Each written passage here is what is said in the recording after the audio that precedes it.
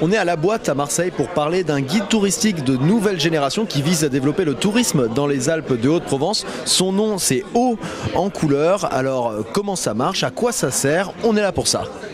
Le guide du routard en plus fun, mais surtout guide du routard pas fait par des experts du tourisme externe, mais vraiment par les gens du tourisme en interne qui tous les jours vivent avec les résidents, avec les touristes et qui vont répondre à leurs questions. Voilà. On est un petit peu sur cet esprit de pouvoir renouveler un petit peu le genre et d'avoir la capacité de changer cette narration. Voilà, donc c'est un livre qui se manipule un petit peu tactilement, on va glisser le doigt de façon très intuitive comme sur toutes les interfaces de téléphone actuelles. On a quelques textes qui vont ressembler à une liseuse, mais très rapidement, on va se retrouver sur des interactivités où, tiens, il y a une petite étincelle qui va me donner une information un peu particulière. Je vais pouvoir me retrouver sur un quiz, où il y a une question, hop, je vais pouvoir gagner quelque chose.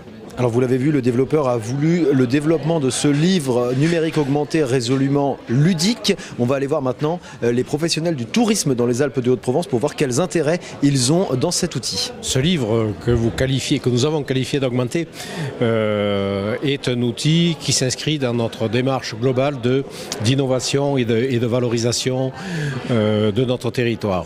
Par rapport aux actions traditionnelles touristiques qui consistent à faire des salons, à faire des documents papier que l'on distribue et dont on ne sait pas où ils vont, le rapport entre le coût de l'opération et le nombre de personnes touchées, il est exceptionnellement bon. Ce qu'on s'attache à développer comme tourisme, c'est vraiment un tourisme de rencontre et de partage.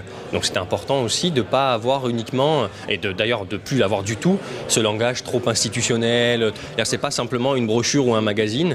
Il y a bien sûr les vidéos et les photos que permettent ce type d'outils, mais il y a aussi cette dimension ludique pour inciter les gens à en lire plus et peut-être de leur faire découvrir quelque chose qu'ils n'auraient pas découvert s'ils n'avaient pas suivi ce jeu ou voilà, ces petites énigmes ou ces petites intrigues. Ouais.